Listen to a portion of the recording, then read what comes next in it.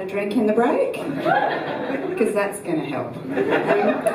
It's going to surprise some of you here that I'm from the North Shore, and there's something over there that's quite popular at the moment, particularly among ladies of my age. It's called a Thermomix. Have you heard of this? It's a food processor that costs the price of a car. Like, not my car, obviously, but like probably your car.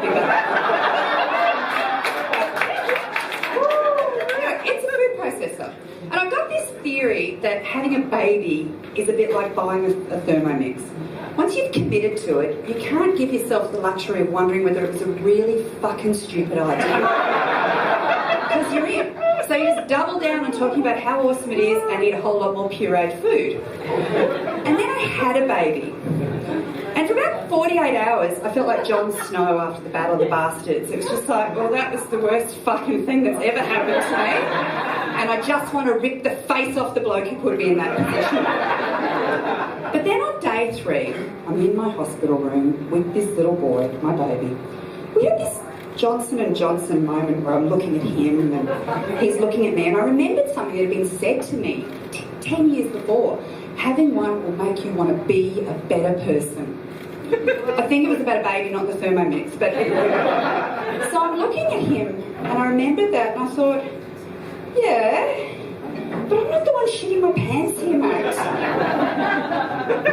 So I was 38 when I had him, and if you're wondering what it's like to give birth a bit later, I think it's great. Like, live some life. Go and do that. But the medical community have some very deeply held prejudices against it.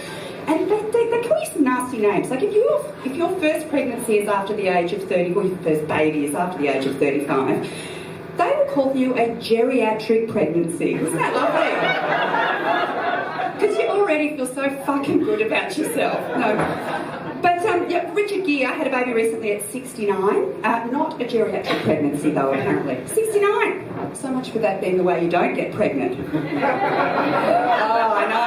It's a practice, isn't it? Thank you very much. Actually, do not listen to me for advice on how not to get pregnant, because I had an accidental pregnancy at 43 and she's just started primary school. So I now have a boy and a girl, and I know it's not very fashionable, but we're raising them with some fairly traditional gender roles. So we're spending 27% less on her healthcare and education. We've removed the light in the hallway, and every night when I send her off to bed, I say, now honey, walk confidently, act like you won't take shit from anyone, but hold your Fisher-Price keys in your hand in case anyone jumps out. Now, no one has jumped out. Her brother might, though. As I said, traditional gender roles, who knows? But if he does, we're going to come down hard on that shit, and we're going to say, hey, we do not condone that, but we really want him to go to a private school, so let's not make a big deal about it. You know, I think these lessons will prepare her more for life as a woman than, Shania Twain's men's shirts, short skirts, whoa model of womanhood. That song was 1997. I think we've come a long way since then. We really understand that words matter. And I think we all understand it, but I'll tell you who doesn't understand it. That's the Macquarie Dictionary. So every year they put out their word of the year. Last year it was Me Too. The year before that it was milkshake duck. I know, look it up, it's a thing. I don't have time to tell you about it. But, and the year before that it was fake news. And I'm getting the impression that there is not a single person at the Macquarie Dictionary headquarters who understands the meaning of the word word. Those are all phrases. More alarmingly, I don't think anyone there has a fucking dictionary either. But this free-for-all that's going on at Macquarie Dictionary does mean that we get to have my personal favourite expression in there, and that's clean coal.